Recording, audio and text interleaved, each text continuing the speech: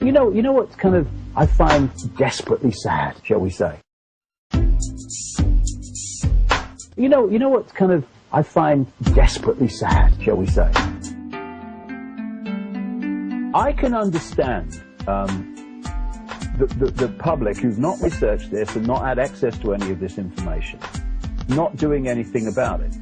I can understand them dismissing people like you, me, and many others. I can understand them even ridiculing us. But what really turns my stomach, there's no other phrase for it, is those people who have, often through no efforts of their own, come into access some understanding of what's happening in the world and the horrors that are going on, the sacrifice of children, the abuse of children, the hunger and suffering that is only there because it's manipulated to be, the plans for a Orwellian global state that would make George Orwell wince, the way children are being taken away by the state from their families as part of the process of the state taking over control of all children.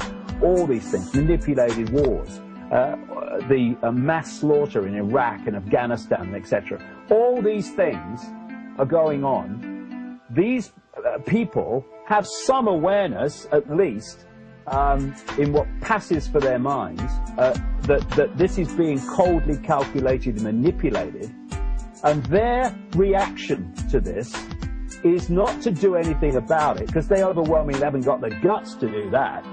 Instead, it's to attack and abuse those who do have the guts, and even in, I'm sure I've rarely come across a genuine researcher that's not actually experienced this, and also in some cases, people who try to parasite off their efforts, financially and through other means. That's your contribution to what's going on in the world?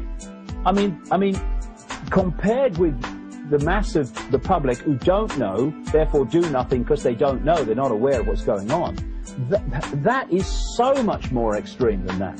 When you do have an idea of what's going on and your only contribution is to abuse, attack or parasite off those who are trying to do something about it. It's about time someone said that.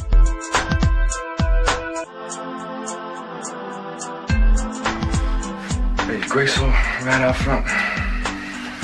Yeah, it ain't Tuesday, is it? No, it's Thursday. She ought to be fine. Well, bring out the Gimp. I think the Gimp's sleeping. Well, I guess you just have to go wake him up now, won't you?